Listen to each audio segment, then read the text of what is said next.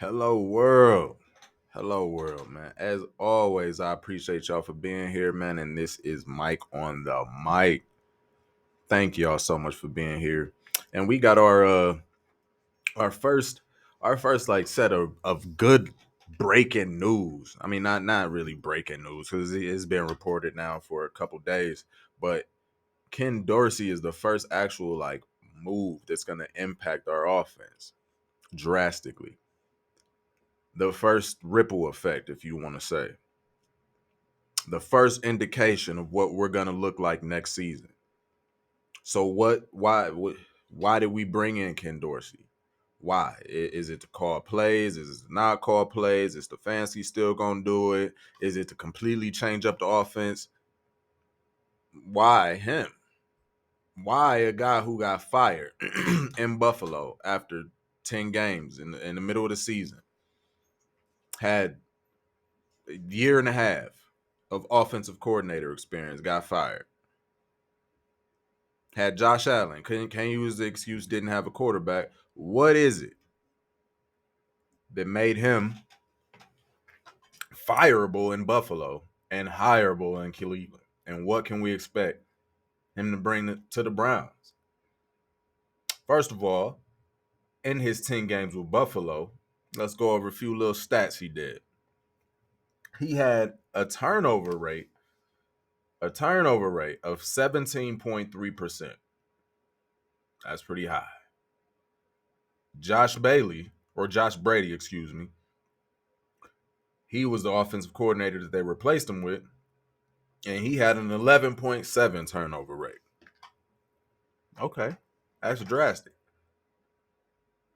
One of Ken Dorsey's knocks is that he was unable to run the ball. He could not get his ball carriers the ball, didn't know how to spread the ball around. I don't really see that. I see it more of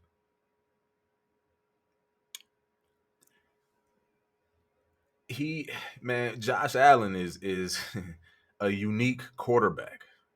Unique in the sense that, man, the same things that you cheer and got you like, wow, man, he did that, is the same thing. He can do the same exact move and make and fumble, or just throw that ball just a little to the left or right, and it's a why would you do that? Like, why do you do that?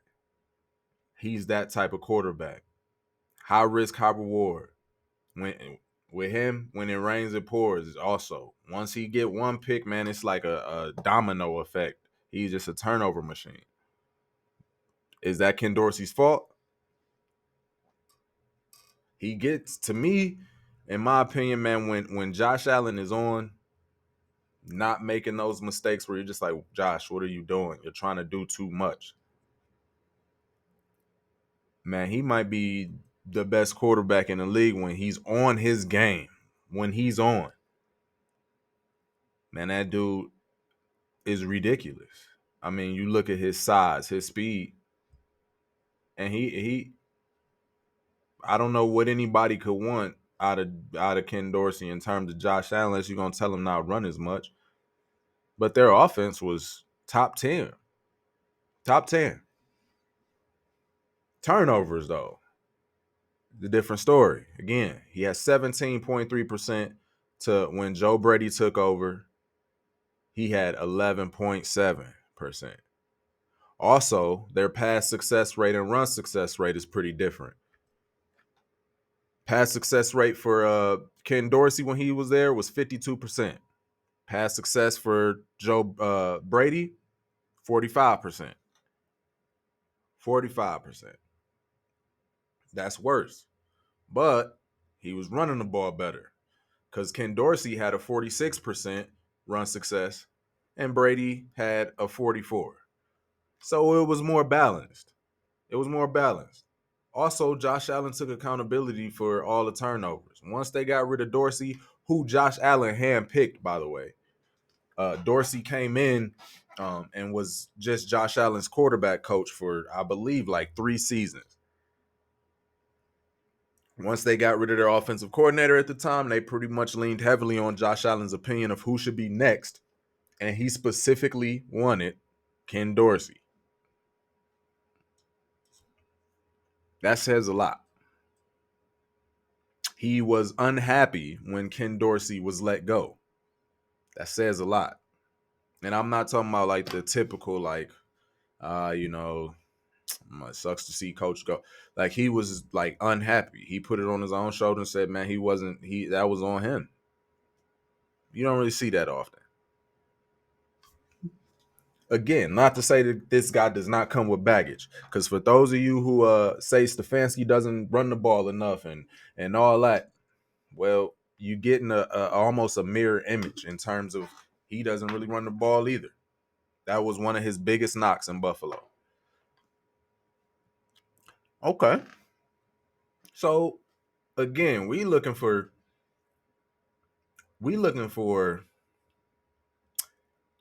I'd say I think what they're looking for is just a new wrinkle. What I mean by wrinkle is, man, they about to throw the ball. The way you saw with Flacco throwing the ball, they're about to throw the ball this season. Like I'm telling y'all now, throwing the ball will be priority numero uno. The running game will come after the pass. And I'm not mad at that, because I also think a lot of those passes are going to kind of be run plays. It's going to be quick screens, quick dump offs, quick little dink and dunk plays that the pass might be a yard or two behind the line of scrimmage. You got blockers out in front of you, man. It's a run play. It's not a run play, but you can count it as such. I'm actually a fan of that kind of offense, and that's the kind of offense you saw Deshaun Watson operating in and seeming to have some success with before he got hurt. Very quick reads until you take that shot deep. Improvise when you need to. But things were quick in terms of his options, at least. Now, if he wanted to improvise and extend the play, he had that option. But we were passing the ball a lot, but a lot of the passes were quick pass plays behind the line of scrimmage, screens, run plays. So I think Dorsey's going to bring his own little wrinkle and style in on that. He'll bring his own little style, and I think him and Stefanski will mesh on that. The one thing that I will say that they will mesh on, but I don't like that they'll mesh on it, is in terms of their intensity. Neither one of these guys are about to be rah-rah guys. Stefanski isn't, and I've said openly multiple times I'm not a fan of that. Stefanski's not a rah-rah guy. You can get away with it when you got a Jim Schwartz, things like that. But you're bringing in another guy, offensive coordinator, which is cool. Ken Dorsey's been known to not be that rah-rah guy. That was one of the specific things Sean McDermott said when he came and he said that they'll be relieving him of his duties. He said, energy. Joe Brady brings energy. Energy. If y'all look back on that interview, that press conference, man, he kept saying energy. That's big. That says a lot. That says a lot, man. When you've got a mantra, and when people know you as somebody who's not energetic or not a rah-rah guy, I'm not a fan of that. Legitimately, I really am not. You got to have a specific, um, you know, temperament to be able to compensate for that. If you're not gonna be that rah-rah guy, man, you got to carry a certain level of just respect. Like, where when you walk in the room, you are the rah-rah. Just the fact you there, people already just buttoning up, stepping up. Stefanski's not that kind of guy. From the sounds of it, Dorsey may not be that kind of guy either. But that's fine when you have a Deshaun Watson. Because Deshaun Watson is rah-rah. Deshaun Watson going to bring that energy and all that all of the rest of the team's going to feed off of. So that's cool when you got that. So I can rock with that. Okay. Not a fan. Dorsey wouldn't be my first choice. But all right. I can see where the offense is going. And I like it. But this is the one thing that I love with this hire. I love with this hire is Ken Dorsey was the quarterback coach, not the offensive coordinator, but the quarterback coach for Cam Newton when he was the MVP. I want to say that Cam Newton had one of the best MVP seasons of NFL history with Ken Dorsey as the quarterback coach. That's big. That's big, man. Few stats Cam had on that MVP season: 3,837 passing yards, 35 passing touchdowns, 10 interceptions. Man, that's excellent. 636 rushing yards and 10 rushing touchdowns. 10 rushing touchdowns. His team went 15-1 on their way to the Super Bowl. They lost it. But man, that's a heck of a season. 15-1 is ridiculous. That's efficiency, man. Ken Dorsey was the quarterback coach during that time. That says a lot. Not the offensive coordinator. But when Ken Dorsey got there to Carolina, the team definitely was different. There was a noticeable change. Even to just the naked eye, somebody who doesn't know football that well, it was a noticeable change in how that offense operated. And Ken Dorsey implemented a lot of passing into that offense, a lot more. Because that passing, man, it was Carolina didn't pass the ball very well. They were just a ground and pound kind of Cam Newton, just do what you do team. He came in and kind of opened that pass game up, man, and had a big effect on Cam. And he said that outwardly. He said that outwardly since the hiring of Dorsey to the Browns. He said, man, that dude, he's had a big impact on my career. He had a big impact on my MVP season. Not only did he coach Cam Newton in his best seasons, Josh Allen, man, what more could you want to bring in? Kevin Stefanski doesn't have this type of experience. See, that's and this is why I'm saying I like it. It's been a lot of similarities because I'm not a big Kevin Stefanski fan, but Ken Dorsey's a lot like Stefanski. A lot like him, man. They got the same temperament. They kind of stubborn and stuck in their ways. That's been another knock on Ken Dorsey. He doesn't really improvise. He doesn't really change his scheme on the fly. He's gonna run the offense he believes because and everywhere he's been at, he's had reason to believe it. But you could tell in his play calling, man, he believes in that it's gonna work. So he gonna keep running it. You see that a lot with Stefanski, where we as fans like, man, why aren't you running the ball? Why you keep Why you keep doing this? Why you keep... They believe it's gonna work and they're gonna stick to it. That was the game plan. So you getting like minds in that with Dorsey and Stefanski, unless Dorsey grows. But let's get back to focusing on Josh Allen and Cam Newton and what it means for the Browns. Again, Stefanski has coached Kirk Cousins, Joe Flacco now. Like when you look at some of the quarterbacks that he has had the most success with, you could throw in Jacoby Brissett. And these guys are not improv quarterbacks. None of them. They are execute the play quarterbacks. And they do it at a high level. Professionals. Nothing wrong with that.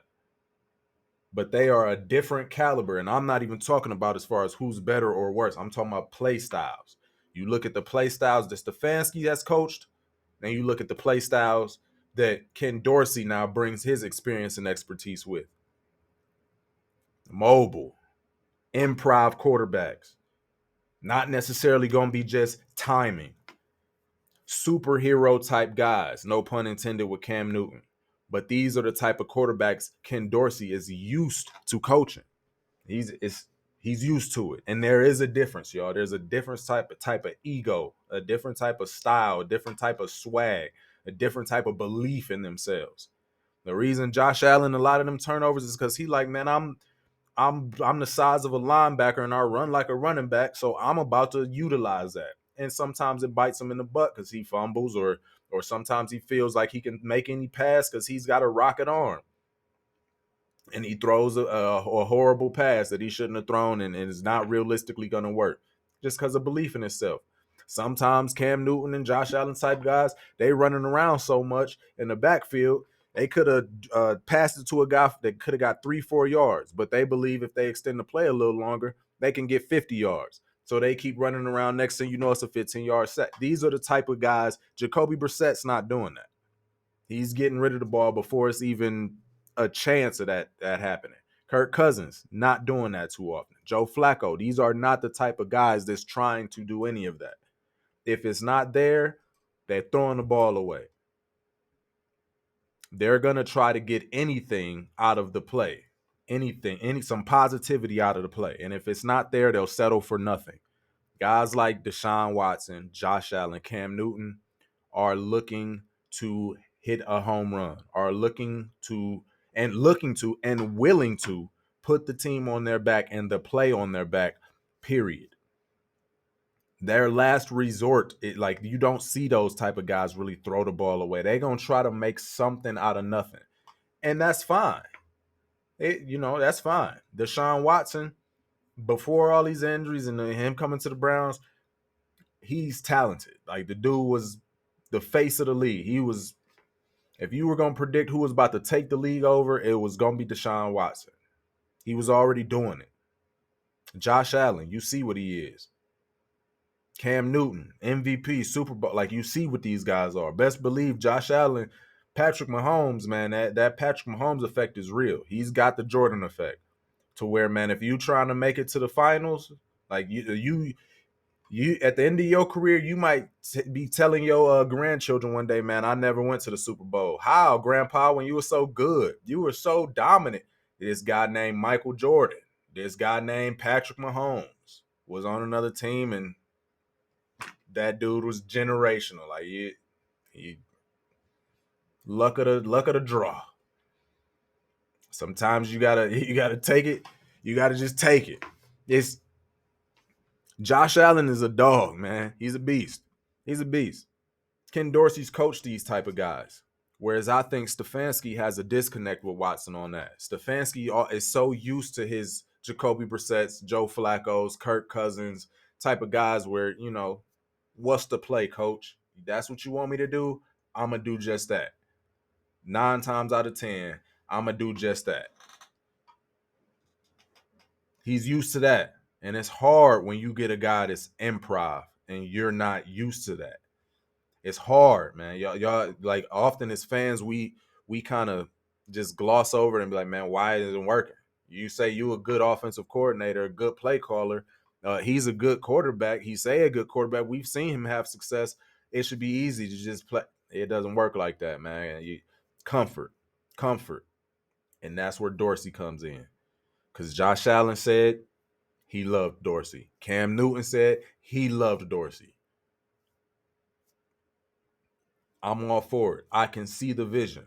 The only thing I'm a little nervous about is just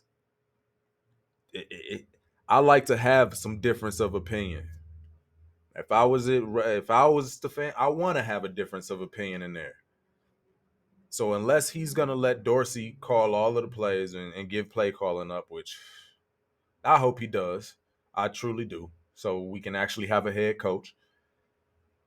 Unless he does that, man, they're too like-minded. Like because Stefanski, in that case, that means Stefanski's still calling the play. So at the end of the day, it's what he says goes anyway. And when you got a guy that's pretty much like kind of on the same page, same wavelength as you, man, you kind of gonna stick with your same system that you've been running. You might change it up a little bit, but it ain't like he's coming in with some absolutely different scheme. He loves the 12 personnel, which is one running back, 2 tight ends. Stefanski loves that as well. Yeah, I don't think we're about to see some other than being a pass heavy. We will be pass heavy. I think we're still gonna utilize tight ends. We're gonna utilize tight ends a lot. The I just don't want it to be too much synchronization in that clubhouse. I want a difference of opinion. I want somebody to say, "Yeah, that's cool, but why don't we do it this way? Why don't we try it this way? Let's try this. This is why I think it'll be better." I like that. That's how you progress to me. And I'm not saying that's not going to happen. Obviously, these are not the same individuals. So Dorsey's going to come in and have his own little wrinkles and schemes. But if Stefanski continues to call the plays, man, it'll tell me a lot and what I should expect to see in terms of the offense next season. I know they're going to pass the ball a lot.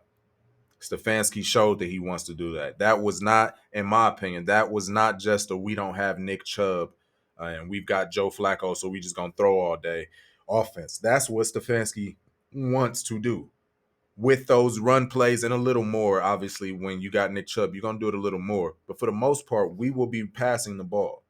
And you'll be seeing Nick Chubb, hopefully. That's a big discussion right there. That's a contract. He's coming off an injury. He's got a nice little payday coming. And if they cut him, they save money on that. So I think but that's a different video. That's a different conversation. But even when Chubb comes back healthy, don't matter if it's whoever, the pass will be the primary thing. We even heard it from Deshaun Watson. He said it in a podcast recently. We're gonna pass the ball. Like we're about to pass the ball. He said that they ain't even had a training camp yet.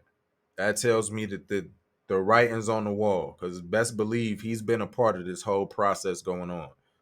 He's still been a part of the team. He knows the direction. This the fancy, like they about to throw the ball. And I think this hiring of Ken Dorsey just proves that. He specializes in throwing the ball. He specializes in getting success out of superhero type quarterbacks.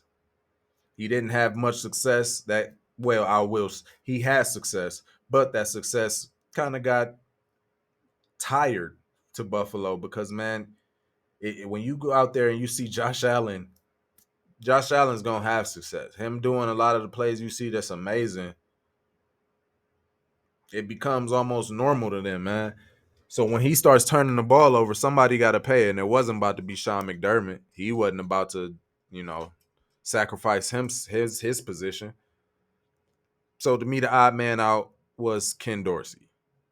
I do not think he's a bad offensive coordinator, and I, in fact, think he's going to be much better with the Browns.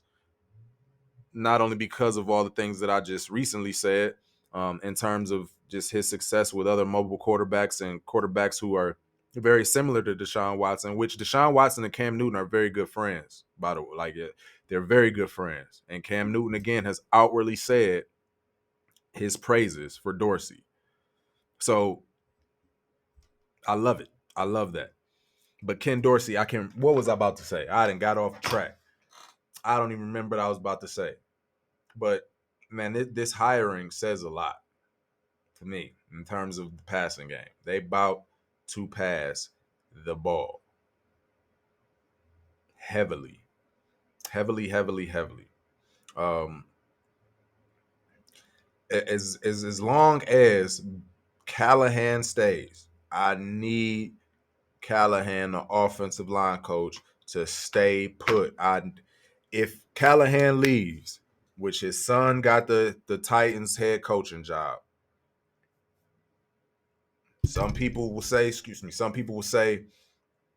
awesome, he's gone. Why would you not want to, coach with your son? Some people also say, man, if my son, I'm gonna let him do his thing. I'm not even gonna come in there and try to be a presence in there. I'm gonna let him form his own path. I'm hoping that's the route they go. I'm hoping he loves it in Cleveland and just stays put because a lot of these running schemes and a lot of all that success that we see in the running game is Callahan and that offensive line. No discredit to Nick Chubb. No discredit to Nick Chubb. But our offensive line coaching is bar is man, we cannot lose that. It's vital to our team. You win in the trenches, offensive and defensive line. You win in those positions. If you can dominate in them areas, man, you gonna Michigan. You seen it with Michigan. It's the same in the pros. You dominate in the trenches, and what Callahan brings is you cannot replace that. There's no way to replace that. No way to fill those shoes, man. He is vital to our offensive success. Vital. It don't matter who has come in there at that position, man. We just keep plugging along. The only real bad things we consistently see is flags, which when you're dealing with inferior talent, like guys are gonna hold, they're gonna get beat. It happens. But in terms of just being able to have a functional offensive line when it's your third string, fourth string, whatever,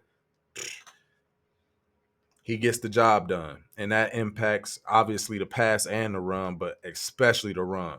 All them schemes, all them pulls and things you see guards doing, man, that's Callahan. That's Callahan. Callahan. Vital. So as long as we got him and Deshaun, I'm good. I'm good. They'll bring enough sense and accountability for me where I think we can press forward and rock. I really also hope Stefanski gives up play calling. Let Dorsey run these plays. Let him get on a level with Deshaun Watson and let them unlock that chemistry, man. Let them figure out a mutual playbook that's the same way. The writing's on the wall where it could be signs where Stefanski saying, I'm finally giving up play calling to Ken Dorsey because he's had this level of success with these type of quarterbacks. I'm finally giving up play calling because I believe in it. He runs a similar type of scheme, but he'll bring his own type of wrinkles so I can at least, have something that I'm familiar with and comfortable with, and he'll run it. That could be signs that he's giving up play calling, but it could also work the other way. They could also have brought in Dorsey because they say, hey, man, we lost out on guys like Kellen Moore and things like that as coordinators who went to go coach for Philadelphia because I'm not willing to give up play calling. Dorsey's perfect to bring in here. He has the experience, but at the same time, he did get fired in the middle of last season. So, and that was his first offensive coordinator duties. He will get better. That's another thing I love. He's getting better. That was the point I was trying to make earlier. Like I was saying, with him just getting fired, that can also be an excuse for Stefanski to just continue the trend. Another excuse is that it's his first season with Deshaun Watson. His first potential full season. He hasn't gotten that. He has not gotten a full season with Deshaun Watson yet. Even just with just a sprinkle of 3 games missed here, which is realistic, he hasn't even gotten that. Deshaun Watson has not played anywhere close to a full season, and Stefanski be calling the plays. So I'm sure just naturally as a play caller and just in his belief in himself, he wants to try to see if he can do it with Deshaun Watson as opposed to with a guy who he didn't expect to be playing extended periods because Watson is hurt or whatever else. Overall, I'm cool with the Dorsey hiring if a few other things happen. If Stefanski gives up play calling, I love the hiring. I'm all aboard with it. All aboard. If Callahan stays, even more. If Callahan leaves, man, I don't know if I care who we hired, man. I'm nervous. And I'm serious on that. Y'all might be saying, man, you just an offensive line coach, man. You worried? Yes. Yeah, I done seen Callahan work magic, man. If we would have had an average offensive line coach in here last year with all them injuries, man, it could have been a catastrophe. It could have been the New York Jets because that's why Flacco didn't look good with the Jets, man. They ain't had no protection. It's the first time he actually had some protection. The line that he can stand back there and be like, all right, they going to give me this amount of time. Let me rock with this. Callahan. We wasn't just bringing in great players off a practice squad, just finding diamonds in the rough. Nah, wasn't like that. But once again, man, I appreciate y'all. I appreciate y'all greatly for spending y'all time with me, man. Make sure y'all make sure y'all subscribe. It's been Mike on the mic. As always, man, make sure y'all take care of yourselves. Like I said, I was on a little hiatus, but I'm back. I'm back consistently. I love y'all. I appreciate y'all. Y'all make sure y'all take care of yourselves until I see y'all next. And as always, peace.